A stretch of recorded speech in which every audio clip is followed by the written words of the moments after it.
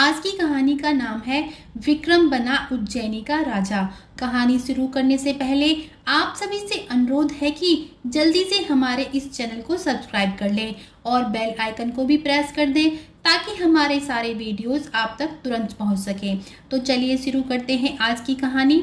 अगले दिन राजा भोज फिर से 32 पुतलियों वाले सिंहासन के पास आए तो वो पुतली सिंहासन से निकलकर राजा भोज से बोली, स्वागत है राजा भोज, सम्राट विक्रमादित्य की कहानी सुनने आए हैं।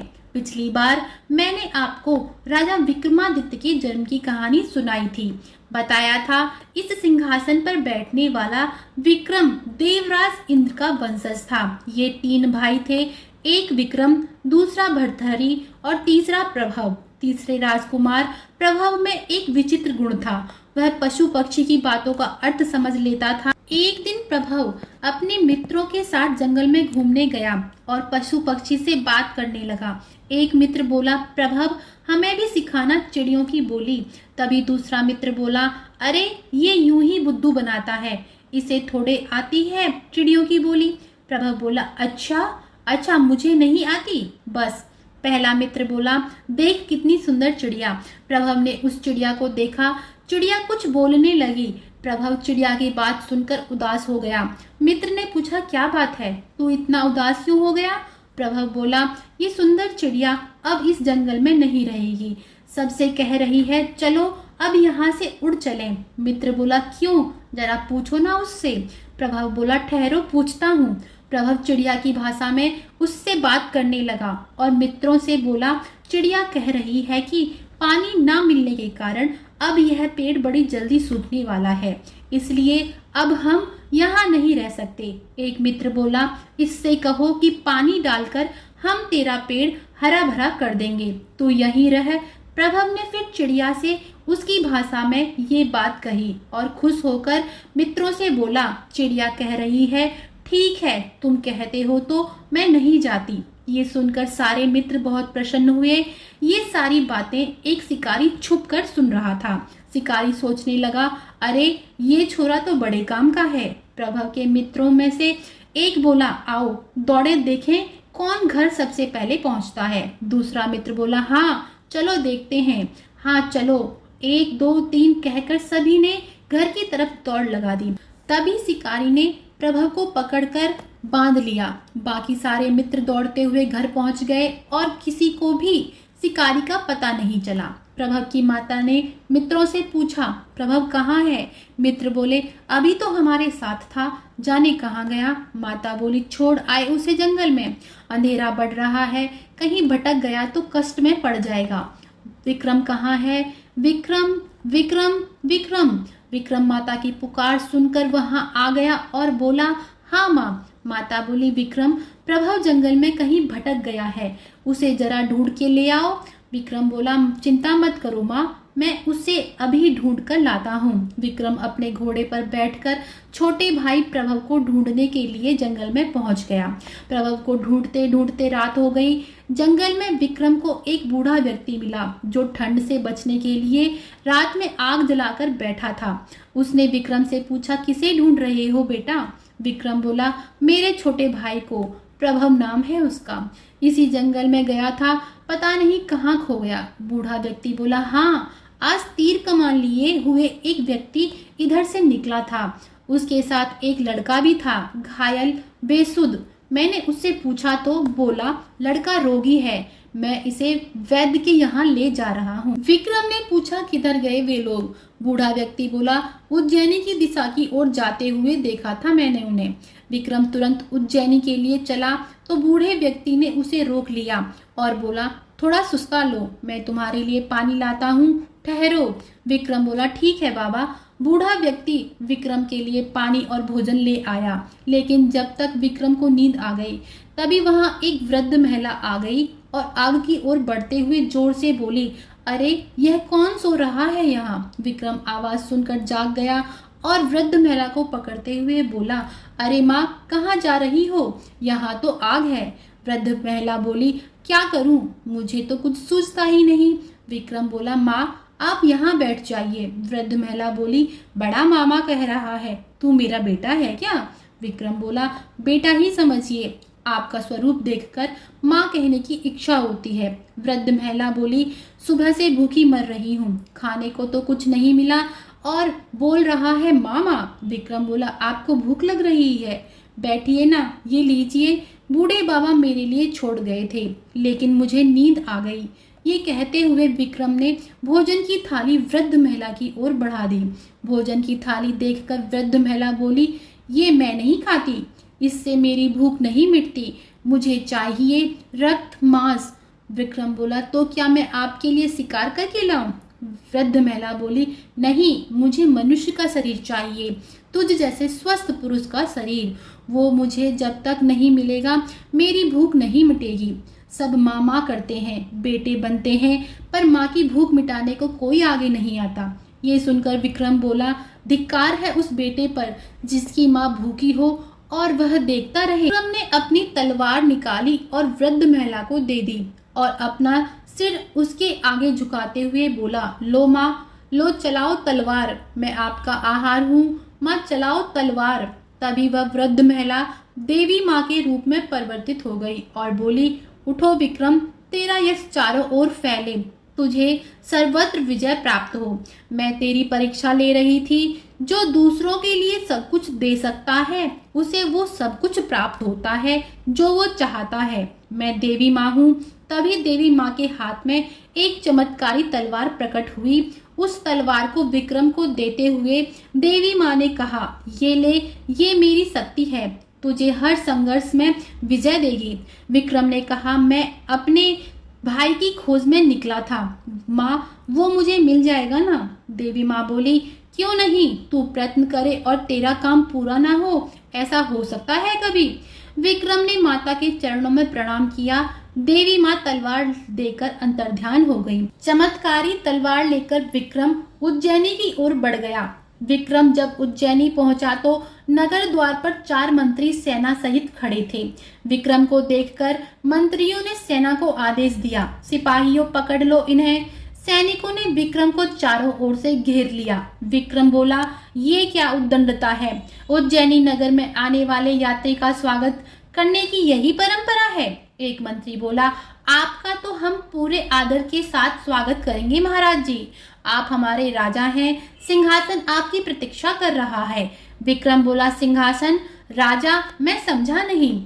तब मंत्री ने कहा, वो तो सिंहासन पर बैठने के बाद ही समझ में आएगा, ले चलो इन्हें। तब विक्रम को राजसीय वस्त्र पहनाकर राज दरबार में ले गए और विक्रम का राज तिलक कर विक्रम को राज मुकुट पहनाया और राजदंड विक्रम को सौंप दिया। राजा बनते ही विक्रम क्रोध में बोला, मैं राजा हूँ इस नगरी का, राजदंड मेरे हाथों में है, सैनिकों पकड़ लो इन चारों को। मैं आज्ञा देता हूँ कि इन्हें सूली पर चढ़ाया जाए, राज आज्ञा का पालन किया जाए। चारों मंत्री विक्रम के पैरों में गिर गए और बोले, महाराज हमें क्षमा करें, हमारा कोई दोष नहीं है। तभी वहां महामंत्री आ गया और बोला, मेरा निवेदन सुनिए महाराज। विक्रम ने पूछा, कौन हो तुम? महामंत्री बोला, मैं आपका महामंत्री हूँ। विक्रम ने आदेश दिया, मैं आपको महामंत्री पद से हटाता हूँ। इनकी सारी संपत्ति राजकोष में जमा की जाए और इन्हें धक्के मारकर उज्जैनी नगरी से निकाल दिया जाए। महामंत्री प्रार्थना करते हुए बोला, नहीं महाराज, ऐसा न करिए महाराज। विक्रम बोला, अगर अपने प्राणों की रक्षा चाहते हो तो सच बताइए, सच सच बताइए कि इस अपरिचित अनजान परदेसी को राजा बनाने का क्या कारण है? महामंत्री बोला, अपने प्राणों की रक्षा और इस नगरी की रक्षा के लिए महाराज। रोज रात को एक राक्षस इस महल में आता है और वो राजा को अपना भोजन बनाता है। यदि राजा ना मिले तो उसका क्रोध भड़क उठता है, वह पूरी नगरी में उत्पात मचाता है, घर नष्ट होते हैं, कितनों के प्राण लेता है, कितने घायल होते हैं। इसलिए हमने यह तरकीब सोची, बाहर से आए किसी व्यक्ति को हम राजा बनाते हैं। विक्रम बोला, और राक्षस रात को आकर उस राजा को खा जाता है? मंत्री बोला, हाँ महाराज, साल भर से यही हो रहा है महोदय, इसके सिवा कोई उपाय नहीं है, हमें रोज एक राजा चाहिए। विक्रम बोला, उपाय है, आज हम तुम्हारे राजा विक्रम उस राक्षस का स्वागत करेंगे। हमारी आज्ञा है, नगरी के द्वार से राजमहल तक मिठाई के ढेर सजाए जाएं, घी के कुंड, गुलाब जामुन के बड़े बड़े कढ़ाई, बर्फियों के ढेर, इन सब के लिए राजकोष से धन लिया जाए। मार्ग में राक्षस के लिए फूल सजाए जाएं। जाओ, कार्य आरंभ करो। राक्षस के आने से पहले सब हो जाना चाहिए। मंत्रियों ने विक्रम की आज्ञा अनुसार सारे प्रबंध कर दिए। रात होने पर रोज की तरह वो राक्षस आया और भोजन देखकर बहुत प्रसन्न हुआ। राक्षस ने पेट भरकर भोजन किया और राज दरबार की ओर जाते हुए बोला, कहाँ है आज का राजा? कौन है इस नगरी का राजा? राज दरबार में विक्रम राक्षस की प्रतीक्षा कर रहा था। राक्षस को देखकर विक्रम बोला, मैं हूँ विक्रम, विक्रमादित्य, इस नगरी का राजा। आपका स्वागत है राक्षस राज। यदि इन सब से आप संतुष्ट ना हो तो मेरा शरीर प्रस्तुत है, पर ये ना भूलिए, इस नगरी का राजा होने के नाते आक्रमण करने वाले से लड़ना मेरा कर्तव्य है, मेरा धर्म है। राक्षस हंसते हुए बोला, मैं तुझसे बहुत प्रसन्न हूँ राजा। जैसे आज तूने मुझे तृप्त किया है, यदि रोज इसी तरह खिला पिलाकर प्रसन्न कर दिया करे तो मैं तुझे नहीं खाऊंगा। विक्रम बोला, आपको प्रसन्न कर मुझे बड़ी प्रसन्नता होगी। मैं जानने के लिए बहुत उत्सुक हूँ कि आप कौन हैं, क्या है? राक्षस बोला, मैं राक्षस नहीं, एक बेताल हूँ। नाम है मेरा अगिरा बेताल। देख मेरा चमत्कार, मैं छोटा हो सकता हूँ, गायब हो सकता हूँ, कहीं भी प्रकट हो सकता हूँ। मैं विराट बन सकता हूँ, सारे ब्रह्मांड में कहीं भी जा सकता हूँ। मैं बहुत शक्तिशाली हूँ। मेरा सेवक बन के रहेगा राजा तो बड़ा सुख पाएगा। विक्रम बोला, तो आप ब्रह्मांड में कहीं भी जा सकते हैं, आप देवी देवताओं के पास भी जा सकते हैं। बेताल बोला, क्यों नहीं, ब्रह्मा से तो मैं रोज ही मिलता हूँ, कभी कभी शिव जी और विष्णु जी के पास भी जाता हूँ और देवी देवताओं से भी मिलता हूँ। विक्रम बोला, अच्छा तो मेरा एक काम करेंगे? बेताल बोला, हाँ कहो। मैंने कहा ना, मैं तुम पर प्रसन्न हूँ। विक्रम बोला, ब्रह्मा जी से पूछकर बताइए मेरी आयु क्या है, और हो सके तो उसमें या तो कुछ वर्ष बढ़वा दो या कुछ वर्ष घटवा दो। बेताल बोला, ठीक है, मैं अभी पता करके आता हूँ। बेताल ने ब्रह्मा जी के पास जाकर पूछा तो ब्रह्मा जी ने बताया कि विक्रम की आयु बहुत लंबी है, उसके कई पुत्र और पौत्र होंगे।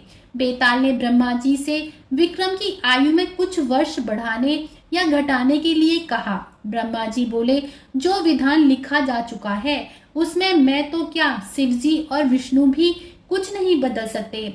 बेताल ने आकर सारी बात विक्रम को बताई तो विक्रम बोला, जब ब्रह्मा, विष्णु और महेश भी मेरी आयु में कमी नहीं कर सकते, अगिया बेताल तो तू क्या करेगा, संभल। ये कहकर विक्रम ने बेताल पर आक्रमण कर दिया और बेताल को मार मार कर अधमरा कर दिया।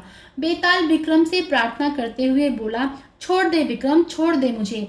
विक्रम बोला, पहले वचन दे कि तुम फिर इस नगरी में कभी नहीं आओगे। बेताल बोला, मैं वचन देता हूँ, मैं तेरा सेवक बन के रहूंगा, मैं तेरी आज्ञा का पालन करूंगा, जो तू कहेगा मैं सब करूंगा और तू जहाँ भी कहेगा तेरी सेवा में प्रकट हो जाऊंगा। बेताल के वचन देने पर विक्रम ने उसे माफ कर दिया और बेताल वहां से चला गया। महामंत्री सहित सभी मंत्री विक्रम से बोले, अब इस नगरी के स्वामी आप हैं महाराज, हमारे अपराध क्षमा कीजिए। सभी मंत्री विक्रम की जय जयकार करने लगे। राजा विक्रमादित्य की जय। विक्रम बोला, मैं घर से अपने छोटे भाई प्रभव की खोज में निकला था। माँ मेरा रास्ता देख रही होगी, अब आप मुझे जाने दीजिए। महामंत्री बोला, अब हमारे राजा आप ही हैं महाराज, आप हमें छोड़कर नहीं जा सकते। विक्रम बोला, आप मेरी प्रतीक्षा कीजिए, मैं प्रभव को खोजने के बाद शीघ्र ही लौट आऊंगा। पुतली राजा भोज से बोली, प्रभव को खोजना और उसे दुष्ट अपहरण करने वाले शिकारी से छुड़ा लेना वीर और बुद्धिमान विक्रम के लिए बिल्कुल कठिन नहीं था। विक्रम अपने छोटे भाई को लेकर अपनी माँ के पास जा पहुंचा। प्रभव को देखकर माँ बोली, आ गया बेटे प्रभव। विक्रम ले आया इसे, मैं जानती थी तू अवश्य इसे ढूंढ ले आएगा। विक्रम बोला, एक बात और हो गई माँ। माँ ने पूछा, क्या? विक्रम बोला, मैं उज्जैनी नगरी का राजा बन गया हूँ। माँ बोली, राजा बन गया है? सच? पुतली बोली, इस तरह वीर विक्रमादित्य ने अपनी बुद्धि, शौर्य और शक्ति के बल पर उज्जैनी का सिंहासन प्राप्त किया। जरा विचार कर राजा भोज, ऐसे महापुरुष के सिंहासन पर बैठने की योग्यता तुझमें है? यदि है तभी इसकी ओर कदम बढ़ाना, अन्यथा लौट जा। इतनी कथा सुनाकर पुतली वहां से गायब हो गई और राजा भोज वापस लौट गया। आज की कहानी आपको कैसी लगी कृपया कमेंट करके जरूर बताएं और ऐसी ही प्रेरक कहानियां सुनने के लिए हमारे इस चैनल को सब्सक्राइब करें। और वीडियो के डिस्क्रिप्शन में हमारे टेलीग्राम ग्रुप का लिंक है, वहां से आप हमारा टेलीग्राम ग्रुप जरूर ज्वाइन करें। आप सभी का बहुत बहुत धन्यवाद।